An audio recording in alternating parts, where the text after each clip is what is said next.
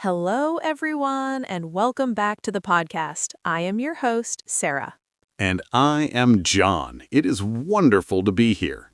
John, today we are going to talk about something that makes me very nervous Oh, you are nervous? Why?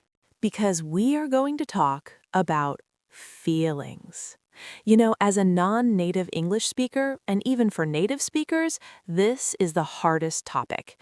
Someone asks me, "How are you?" and I just say, "I'm fine," even if I am actually terrible or sad or exploding with stress. I just say, "I'm fine." The great lie. I'm fine. It is the most common sentence in the English language, and usually it is completely false. Exactly. I feel like a robot.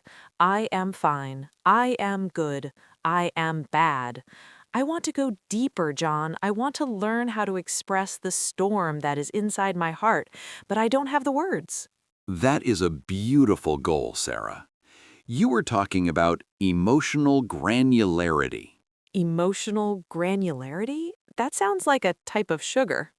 No, granularity means looking at the small details, like grains of sand. Most people only have low granularity.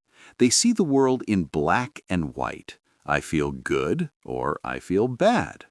But the human experience is not black and white. It is a rainbow. If you only have the words good and bad, you're trying to paint a masterpiece with a fat marker. We need to give you a fine paintbrush. I love that image. I want the fine paintbrush. Where do we start? We start by banning the word bad. Bad is a trash can word. It tells me nothing. If you tell me, I feel bad, I don't know if you are sad, angry, guilty, or tired. So let's break down the bad into specific categories. Let's start with sadness. Okay, sadness. What are some better words? Well, imagine the intensity scale. If it is a low-level sadness, you might say, I'm feeling a bit down, or I'm feeling low. It's not a tragedy, just a lack of energy. I'm feeling down. I use that. But what if it is stronger? What if I tried to get a job and they rejected me? Then you are disappointed or discouraged. Discouraged is a great word. It means you lost your courage. You feel like giving up. And if it is a tragedy, like a breakup or a death? Then you use heavy words, devastated, heartbroken, grief-stricken. Can you feel the weight of those words? Devastated sounds like a building falling down. That's how strong the feeling is. Yes, I feel bad is weak. I am devastated is powerful. What about anger? I feel like angry is too simple. It is. Anger has many flavors. If you are just a little bit angry because of traffic, you are annoyed or irritated. But what if you have been working on a computer for 3 hours and it crashes and you lose everything? Oh, then I'm not irritated, I am frustrated. Yes, frustrated is when you are blocked. You want to move forward, but something is stopping you. It creates heat in the chest. And if someone insults your family, you are not frustrated. You are furious. You are livid. Livid. That sounds intense. Livid means you are so angry your face changes color. So you see, Sarah, we just went from I feel bad to I am discouraged, I am frustrated, or I am furious. Suddenly, I understand you. I can connect with you. It's like magic. But John, sometimes I don't feel just one emotion. Sometimes I feel mixed up. Like I am happy that I got a promotion, but I'm scared of the new work. That is very common. We call that being ambivalent. Or simply you can say, I have mixed feelings. But a very advanced way to say this in English is to use the phrase part of me. Part of me? Yes, part of me is excited, but another part of me is terrified. This is excellent psychology.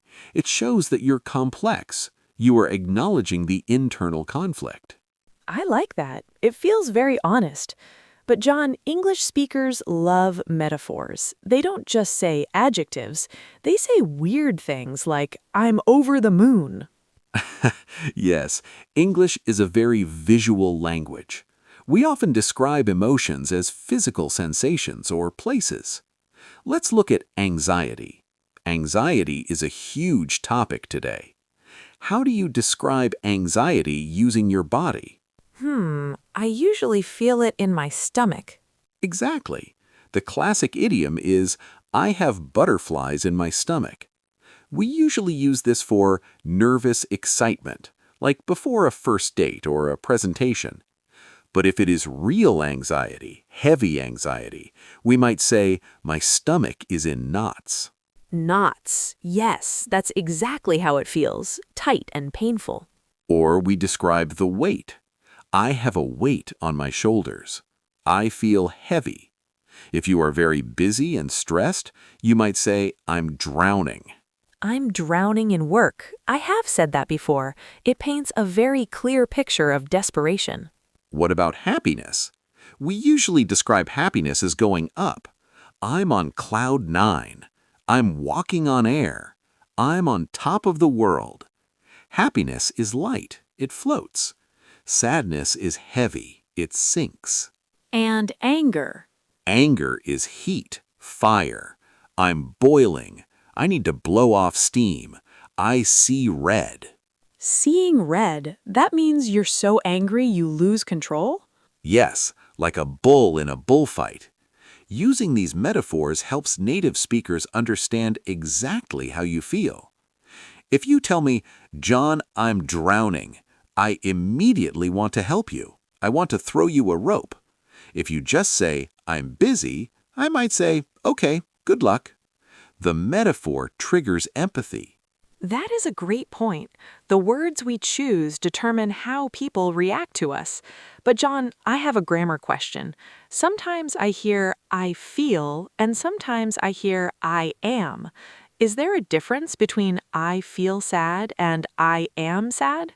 That is a profound question, Sarah. Grammatically, they are interchangeable, but psychologically, there's a huge difference. I am sad creates an identity. It suggests that sadness is who you are. It's permanent. I feel sad suggests a temporary state. It's like the weather. The sadness is passing through you. So I feel is healthier? Generally, yes, especially for negative emotions. It's better to say, I feel like a failure than I am a failure. One is a feeling, the other is a label. Labels are hard to peel off. That reminds me of the weather analogy. You always say emotions are like the weather. Yes, you are the sky. Your emotions are the weather. Sometimes it rains, sadness. Sometimes there's a tornado, anger. Sometimes it's sunny, joy. But the sky is not the rain.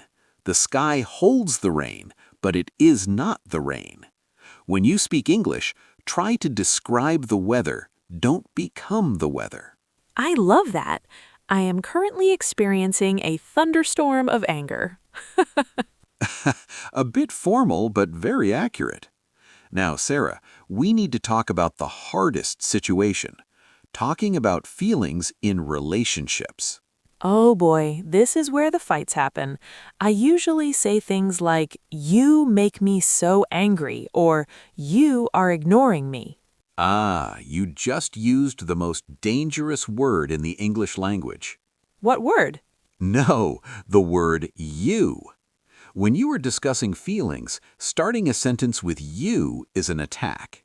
You make me angry. You are messy. You don't care. The other person immediately puts up a shield. They stop listening and start defending. So what do I do? It is their fault. Even if it is their fault, you want a solution, not a fight. So you must switch to I statements. Instead of you make me angry, say I feel hurt when. I feel hurt when. Let's practice. Imagine I'm your husband and I arrived home late for dinner. Don't say, "You were late, you were so selfish." Try using the I feel formula. Okay, I feel disappointed because I cooked this nice meal and now it's cold. Perfect. Do you see the difference? You are talking about your experience. You are not attacking his character. You can also use the structure I feel emotion when event because reason. I feel anxious when you don't answer your phone because I worry you had an accident. Beautiful. That's vulnerable. If you say, "You never answer your phone," he will say, "I was busy." If you say, "I worry you had an accident," he will say, "Oh, I'm sorry. I don't want you to worry." Vulnerability invites connection,